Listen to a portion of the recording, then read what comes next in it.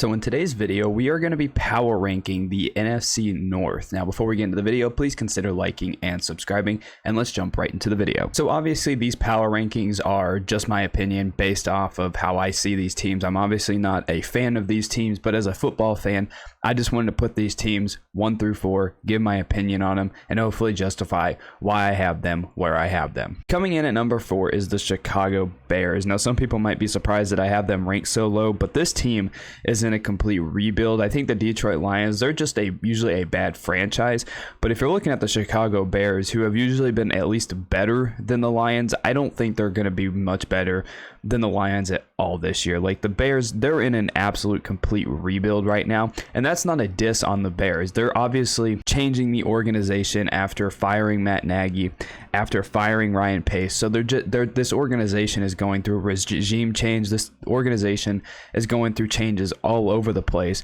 And the new leaders of the organization are trying to put their fingerprints on this team. So obviously, when you have a bad situation like it was with Chicago last year and an entire new regime this year, obviously things are going to be completely different with a team. But even with all that, I just don't see the Bears really being that good of a football team this year. Now, they hired Ryan Poles as the new general manager. They hired Matt Eberflus as their new head coach. So obviously, they're hoping that these are the right pieces to make the Bears successful, and it just feels like the new regime is honestly putting their fingerprints all over the Bears organization right now. They traded Khalil Mack to the Chargers, Allen Robinson deciding with the Rams, Akeem Hicks isn't re-signed, Jimmy Graham's not re-signed, and the draft was kind of signs that this team is in a complete rebuild. They're loaded with one-year contracts right now, and on the final day alone of this year's draft, they had 8 draft picks. So all in all, this team honestly was just loading up with talent, younger talent, trying to rebuild.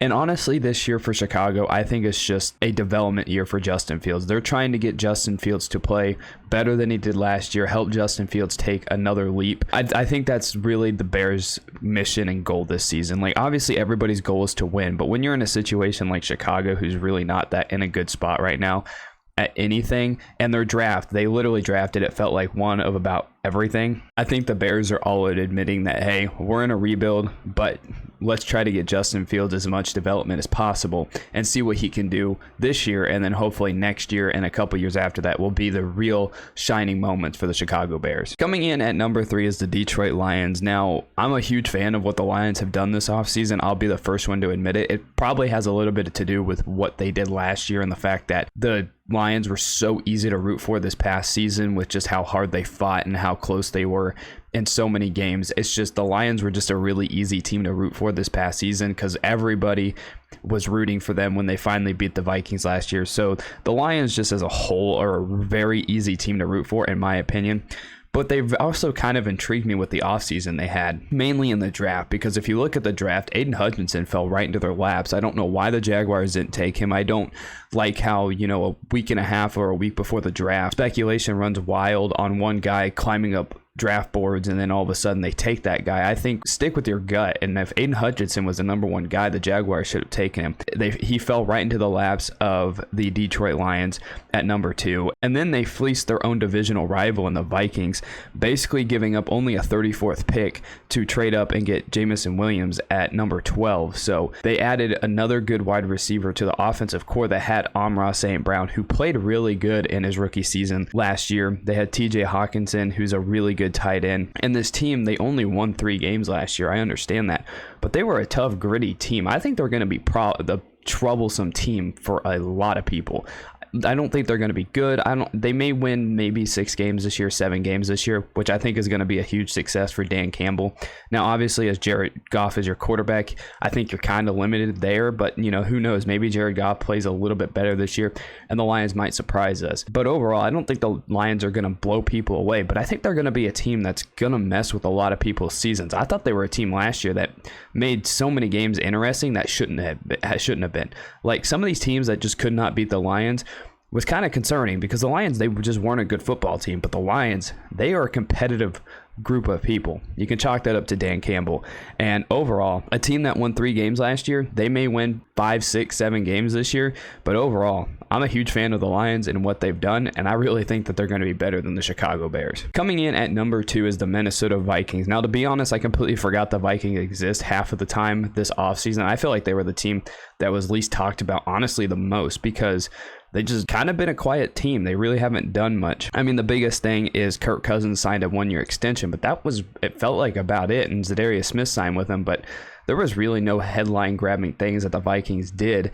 They obviously added a new head coach, but it's just the Vikings, they really didn't exist, in my opinion. It's just like they fell off the face of the earth, it felt like at times. But there was a time, honestly, before I completely forgot they existed because of everything that happened, that I thought the Vikings, honestly, were probably going to be the favorites to win the NFC North. Now, I sat on that thought for a little bit, and I still think it's going to be an uphill battle. But overall, I still think the Vikings, they have a really good chance of being a good football team because they're loaded on the offense with talent. Dalvin Cook, Justin Jefferson, Adam Thielen. They have a lot of really good talent. And, you know, Kirk Cousins, say what you want about him, he had a solid season last year. So the season was really good for him last year. But they were a team last year that easily could have won 11 games and made the playoffs.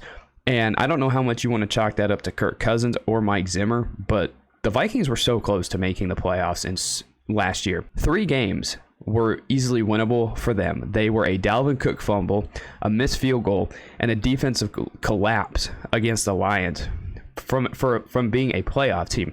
That's the thing. This Vikings team isn't that far off from being a playoff team. It was a whole bunch of stupid mistakes that cost the Vikings their season last year.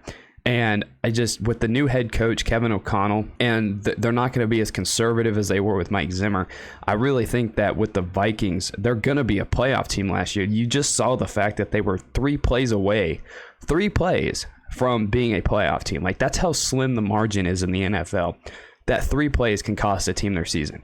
But all in all, I think the Vikings, as much as people ripped on them last year, not able to close out games. I mean, you look at the Steelers game, that game got really close, really fast later in that game. I mean, they won it, but overall, I think the Vikings, I think they're going to be a good team this year, and I still would not be surprised if they won their division. But coming in at number 1 is the Green Bay Packers. Now, they obviously lost Devante Adams, which is going to be a massive loss for the Packers, but I'm going to try my best to justify them being number 1, and obviously they have Aaron Rodgers, so I think that's a pretty good start for the Packers to still be the top dogs in their division, and I still think that they're probably going to win their division. Now, the Vikings, I think this year, just because of Devante Adams, it kind of evens those teams out, especially with the Vikings getting a new head coach. I think can make things interesting in that division, especially between those 2 opponents. I think those 2 games are going to be very fascinating and very close this year, and it's going to be really fun to watch. But for a while, I thought the Packers were in trouble, but I don't think that's really the opinion that I have anymore.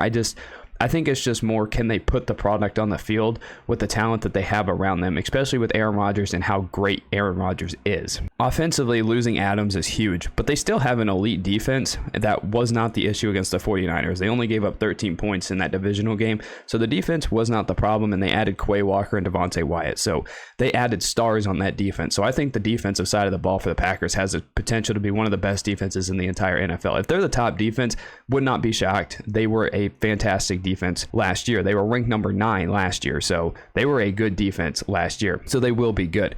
Offense is obviously the big question mark. Now, with the Packers on the offense, I think it's going to be a minute before they click fully, but I think Christian Watson has potential to be a really good wide receiver. Now, obviously, this offseason, they lost some pieces. Obviously, Adams, MVS signed with the Chiefs. But I think with the core that they have there, this is the part where a lot of those guys are going to have to step up and become better. Like I said, Christian Watson has huge potential. Allen Lazard, in my opinion, has shown flashes, and I think this is a year that he can take a massive jump. I really do. Now, some people will say that he's not even a 3 on some teams, but I think Allen Lazard has potential to be a really good receiver. He's shown flashes, and he's been in that offense for a while. Amari Rodgers is heading into his 2nd year, so this is going to be a perfect opportunity for Amari Rodgers to take advantage of the situation that he's in.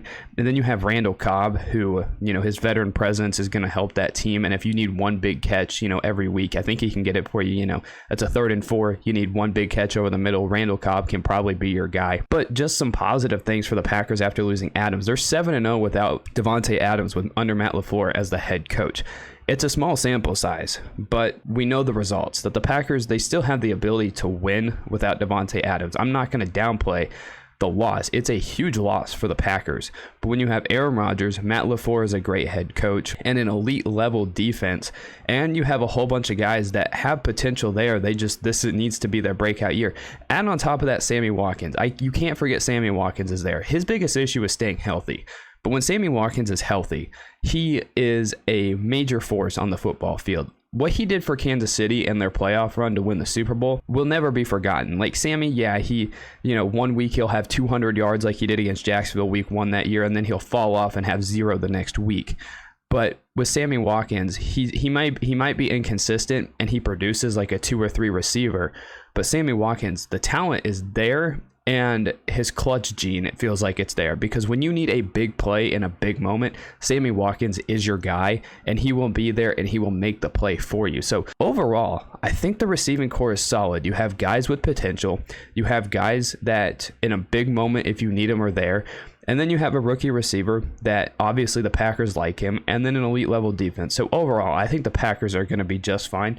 They're just going to have a bit of a learning curve, and it's going to be, I would say it's going to take a couple weeks. They're not going to be world beaters right off the bat. I think, by week 3 or 4, they're going to be a better team, and we're going to know fully what they are and what potential they have. But overall, when you have Aaron Rodgers as your quarterback, I don't think you really have much to worry about. But that is my NFC North power rankings. Give me your NFC North power rankings down below. Do you agree or disagree with my list? Give me your thoughts down below, and I will see you in the next one.